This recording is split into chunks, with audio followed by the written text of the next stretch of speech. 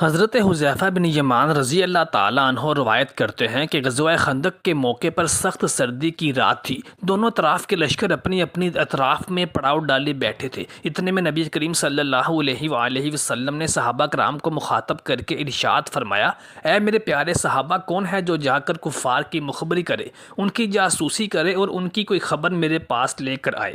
حضرت حذیفہ بن یمان رضی اللہ تعالیٰ عنہ روایت کرتے ہیں کہ صحابہ کرام اجمعین کے مجمع میں سے کوئی بھی صحابی نہ اٹھے۔ نبی کریم صلی اللہ علیہ وآلہ وسلم نے دوسری مرتبہ پھر اپنے الفاظ دہرائے اور فرمایا کہ کون ہے جو میرے لیے کفار کی مخبری کر کر کوئی خبر لے کر آئے۔ پھر بھی کوئی صحابی نہ اٹھے۔ جب تیسری مرتبہ حضور صلی اللہ علیہ وآلہ وسلم کہنے لگے تو اسی وقت جبریل امین حاضر ہوئے اور کہا، یا رسول اللہ صلی اللہ علیہ وآلہ وسلم، ان صحابیوں کی جنگ احد کے بعد قریش، یہودی اور عرب کے دیگر بت پرست قبائل کے درمیان میں طے پایا کہ مل جل کر اسلام کو ختم کیا جائے۔ اس سلسلے میں پہلا معاہدہ قریش کے سردار ابو سفیان اور مدینہ سے نکالے جانے والے یہودی قبیلہ بنی نذیر کے درمیان میں طے ہوا۔ اس کے بعد بنی نذیر کے نمائندے نجد روانہ ہوئے اور وہاں کے مشرک قبائل غطفان اور بنی سلیم کو 1 سال تک خیبر کا محصول دے کر مسلمانوں کے خلاف جنگ پر آمادہ کیا۔ اسلام کے خلاف اس اتحاد کو قرآن مجید نے احزاب کا نام دیا ہے۔ اس میں ابو سفیان کی قیادت میں 4000 پیدل فوجی، 300 گھڑ سوار اور 1500 کے قریب شتر سوار اونٹوں پر سوار شامل تھے۔ دوسری بڑی طاقت قبیلہ غطغان کی تھی، جن کے 1000 سوار آئینہ کی قیادت میں آئے تھے۔ اس کے علاوہ بنی مرہ کے 400، بنی شجاع کے 700 اور کچھ دیگر قبائل کے افراد شامل تھے۔ مجموعی طور پر تعداد 10,000 سے تجاوز کر گئی، جو اس زمانے میں اس علاقے کے لحاظ سے ایک انتہائی بڑی فوجی طاقت تھی۔ یہ فوج تیار ہو کر ابو سفیان کی قیادت میں مسلمانوں سے جنگ کرنے کے لیے مدینہ منورہ روانہ ہو گئی۔ نبی کریم صلی اللہ علیہ وآلہ وسلم کو اس سازش کا علم ہوا تو آپ صلی اللہ علیہ وآلہ وسلم نے اصحاب سے مشورہ کیا۔ کسی صحابی نے مشورہ دیا کہ ہمیں مدینہ منورہ کے اندر رہ کر کفار کا مقابلہ کرنا چاہیے، اور کسی نے کہا کہ ہمیں مدینہ منورہ سے دور پڑاؤ ڈال کر کفار کا مقابلہ کرنا چاہیے۔ نو مسلم صحابی حضرت سلمان فارسی رضی اللہ تعالیٰ عنہ نے مشورہ دیا کہ یا رسول اللہ صلی اللہ علیہ وآلہ وسلم، ہمارے ملک میں جنگی تدبیر میں ایک تدبیر بہت عام تھی کہ جب دشمن حملہ کرنے لگتا تو ہم اپنی سرحد کے ارد گرد ایک گہری خندق کھود دیتے تھے، جس سے ہمارے اور دشمن کے درمیان ایک فاصلہ رہتا تھا اور دشمن ہم پر چڑھائی نہیں کر سکتا تھا۔ سلمان فارسی رضی اللہ تعالیٰ عنہ کا یہ مشورہ عربوں کے لیے ایک نئی بات تھی۔ نبی کریم صلی اللہ علیہ وآلہ وسلم کو یہ مشورہ پسند آیا، چنانچہ خندق کی تعمیر شروع ہو گئی۔ مدینہ کے ارد گرد پہاڑ تھے اور گھر ایک دوسرے سے متصل تھے، جو ایک قدرتی دفاعی فصیل کا کام کرتے تھے۔ ایک جگہ کوہ عبید اور کوہ راتش کے درمیان میں سے حملہ ہونے کا امکان تھا، اس لیے وہاں خندق کھودنے کا فیصلہ کیا گیا۔ اس کی کھدائی میں نبی کریم صلی اللہ علیہ وآلہ وسلم سمیت سب لوگ شریک ہوئے تھے۔ اس دوران میں سلمان فارسی رضی اللہ تعالیٰ عنہ کو نہایت جوش و خروش سے کام کرتے دیکھا گیا، اور اس وجہ سے انصار کہنے لگے کہ سلمان فارسی ہم میں سے ہیں، اور مہاجرین کہنے لگے کہ نہیں، سلمان فارسی ہم میں سے ہیں۔ اس پر نبی کریم صلی اللہ علیہ وآلہ وسلم نے ارشاد فرمایا کہ سلمان میرے اہل بیت سے ہے۔ کھدائی کے دوران حضرت سلمان فارسی رضی اللہ تعالیٰ عنہ کے سامنے ایک بہت بڑا سفید پتھر آ گیا، جو ان سے اور دوسرے ساتھیوں سے نہ ٹوٹ پایا۔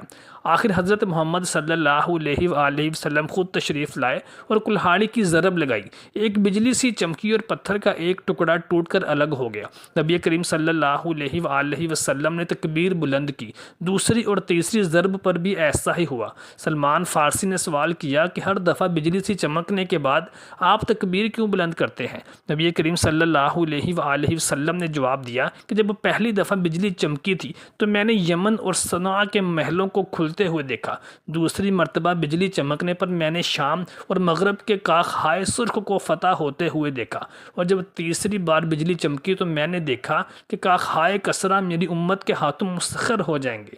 20 دن میں خندق مکمل ہو گئی، جو تقریباً 5 کلومیٹر لمبی تھی۔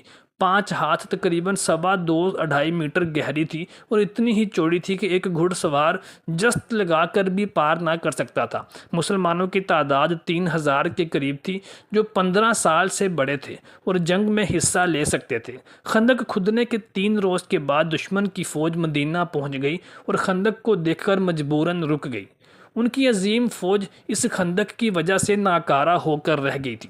کئی دن تک ان کے سپاہی اس خندق کو پار کرنے کی کوشش کرتے رہے۔ جب وہ محاصرہ طول پکڑ گیا تو بنو قریظہ، قریش، قطغان اور دوسرے قبائل میں اختلافات نمودار ہونا شروع ہو گئے اور بددلی پھیلنے لگی۔ ایک دوسرے کے بارے میں بدگمانیاں پیدا ہونے لگیں اور ایسے لوگ سامنے آنے لگے جو کہ اس جنگ کو جاری رکھنے کے حامی نہیں بلکہ مخالف ہو چکے تھے۔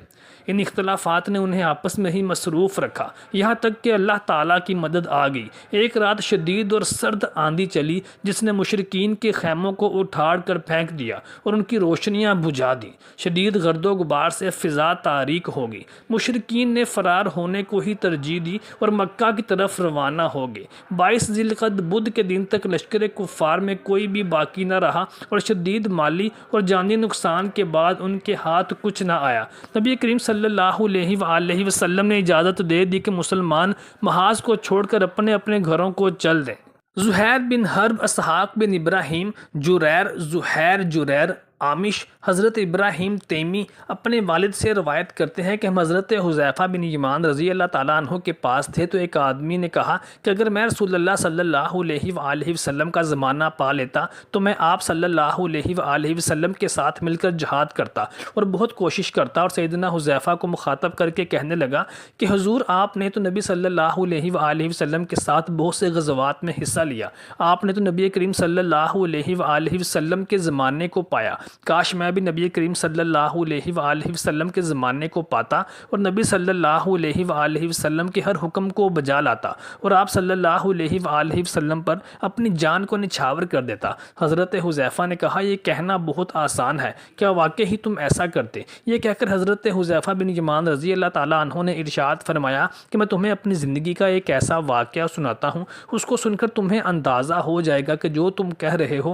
اور اس قدر آسان نہ تھا۔ ایک دفعہ غزوہ خندق کے موقع پر ہم رسول اللہ صلی اللہ علیہ وآلہ وسلم کے ساتھ تھے۔ یہ سردیوں کی سخت رات تھی اور ہوا بھی سخت تھی۔ رسول اللہ نے فرمایا کہ کیا تم میں سے کوئی ایسا آدمی نہیں جو اس قوم کی یعنی مشرکین کی خبر میرے پاس لے کر آئے یعنی جاسوسی کرے اور اللہ اسے قیامت کے دن میرا ساتھ نصیب فرمائے گا۔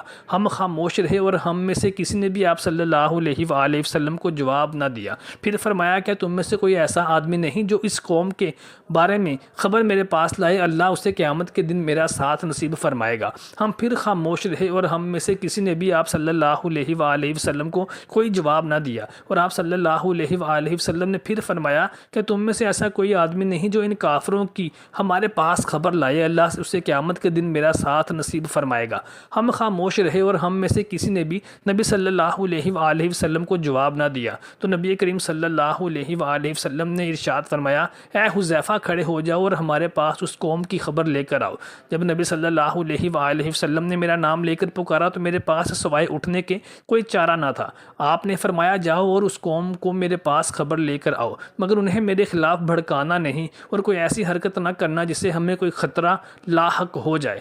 حذیفہ بن یمان رضی اللہ تعالیٰ عنہ ارشاد فرماتے ہیں کہ جب میں آپ صلی اللہ علیہ وآلہ وسلم سے پشت پھیر کر چلنے لگا تو مجھے یوں محسوس ہونے لگا کہ گویا میں حمام میں چل رہا ہوں، یعنی سخت سردی کے موسم میں بھی نبی کریم صلی اللہ علیہ وآلہ وسلم کے فرمان کو ماننے اور اسلام کی خاطر اپنی جان کو خطرے میں ڈالنے کی وجہ سے اللہ تبارک و تعالیٰ کا معجزہ ظاہر ہوا کہ حذیفہ بن یمان رضی اللہ تعالیٰ عنہ کو اس سخت سردی میں بھی گرمائش محسوس ہونے لگی اور فرماتے ہیں کہ ایسے ہی میں ان کے پاس پہنچ گیا اور میں نے ابو سفیان کو اپنی پیٹھ سے آگ کو سینکتے ہوئے دیکھا، بس میں نے فوراً اپنی کمان کے درمیان میں تیر رکھا اور اسے مارنے کا ارادہ کیا تو مجھے رسول اللہ صلی اللہ اللہ علیہ وآلہ وسلم کا قول یاد آ گیا کہ انہیں میرے خلاف بھڑکانا نہیں، اگر میں تیر مار دیتا تو صحیح نشانے پر ہی لگتا۔ میں واپس لوٹ آیا اور میں حمام ہی کی طرح چل رہا تھا۔ جب میں آپ صلی اللہ علیہ وآلہ وسلم کے پاس پہنچا تو آپ صلی اللہ علیہ وآلہ وسلم کو اس قوم کی خبر دے کر فارغ ہوا تو مجھے پھر سے سردی محسوس ہونے لگی، تو نبی کریم صلی اللہ علیہ وآلہ وسلم نے مجھے اپنی بقیہ چادر اڑا دی جسے آپ صلی اللہ علیہ وآلہ وسلم اوڑھ کر نماز ادا کر رہے تھے، اور میں صبح تک نیند کرتا رہا۔ بس جب صبح ہو گئی تو نبی کریم صلی اللہ علیہ وآلہ وسلم نے ارشاد فرمایا، اے بہت سونے والے اٹھ جا۔